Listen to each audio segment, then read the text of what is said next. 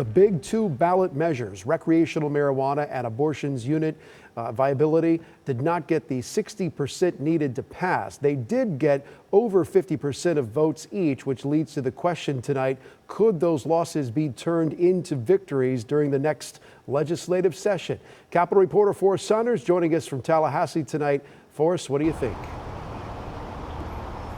Well, I tell you what, we've been talking about it since before the election. Getting that 60% threshold is not easy, but 3 and 4, as you mentioned, they both did get majorities of the voters out there to say, yes, we are in support of these measures. So is that something the legislature is now going to consider when they come back here in a couple of months?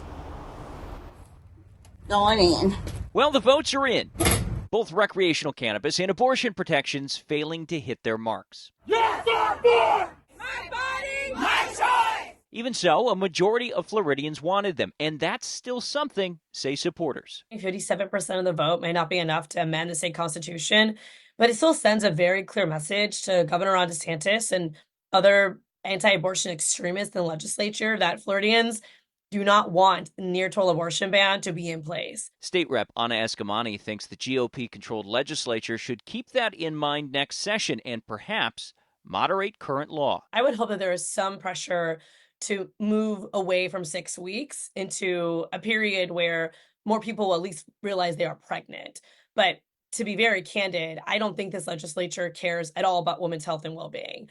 I mean, these are lawmakers who overwhelmingly voted to approve a 6-week abortion ban, and unfortunately, many got reelected. Last week, we asked one of the biggest political operators in Florida about the idea. Here's what DeSantis' chief of staff, James Uthmeyer, had to say. Would the legislature then come back and recognize that a majority of voting Floridians still don't like what's in place and maybe moderate the 6-week ban? I'm not going to speculate on what's going forward. I mean, we're so busy working day to day about what's going on right now. So I'll leave it to that legislature. We'll have new people coming into office, and I'm sure we'll be getting together on a host of things come the new year. Florida's GOP chair, Evan Power, doesn't think easing the 6-week ban will be among them. He said pressure from Dems hasn't done much yet. It's over for now.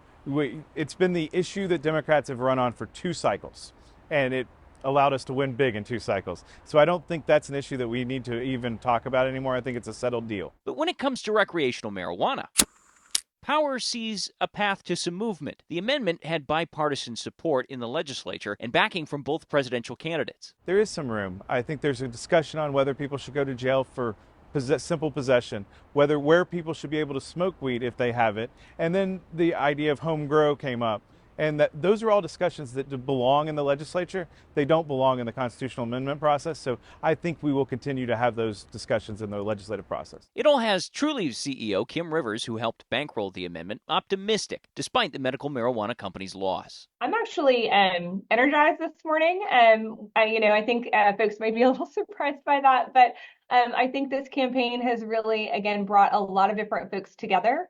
And even, again, some of the folks that were on the opposing side, I think there's common ground. And I think that there is a real path forward here in Florida.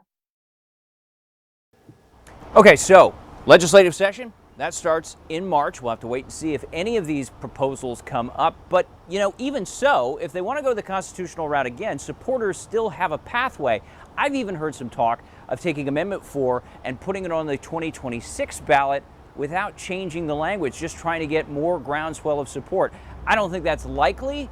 They might want to change the language up a little bit, but they already got Supreme Court approval on what they had, so it is a possibility, Paul. Yeah, it's always in the details for us. But, given what we saw in this election, the results that were pretty clear, would it not be in the best interest of both parties, especially the state Democrats, who are now pretty much irrelevant in Florida, to drop these issues altogether and focus exclusively on economics, the cost of living, the cost of insurance, rent, hurricane damage, the stuff that has so many people hurting still right now and probably will have them hurting for quite some time?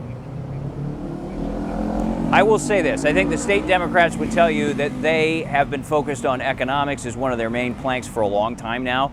They've been talking about putting caps on rates. They've been talking about more oversight on insurers to try and bring down prices. But maybe there is a winnowing of some of their topics to try and focus more exclusively on economic issues, those kitchen table issues that we've been talking about. Meanwhile, you've got Republicans who believe they did a lot on insurance reform, and they think that the market is stabilizing. But there's also this whole aspect of laissez-faire economics, right? Let the free market be free and don't get your government intervention into my free and fair capitalism. So Right. we'll have to see how it shakes out. But right now, hey, those are the parties and they're going to figure out what they need to do. But remember, GOP is still maintaining those super majorities in both of the chambers, meaning they can basically do whatever they want to do. They Paul? run the town in Tallahassee. Forrest Saunders joining us live from the Capitol tonight.